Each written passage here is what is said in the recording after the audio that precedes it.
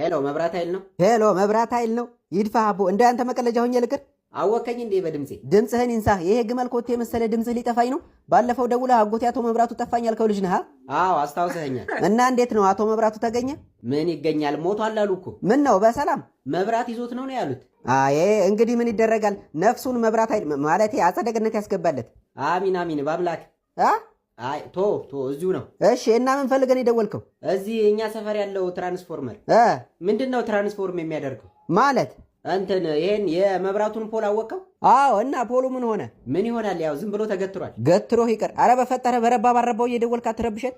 እኔ እኮ ሰላም ልበላችሁ ብዬ ነው። ሰላምህን ይንሳ። አሁን የምትፈልገው ነገር ከሌለ ልዘጋው ነው። እንትን ይሄ የመኝታ ቤት አምፖል። እሺ ማታ ማታ ስተኛ አጥፍቼው እየተኛው ለሊት ስነሳ በርቶ ነው የማገኘው። በእውነት በል እስኪ።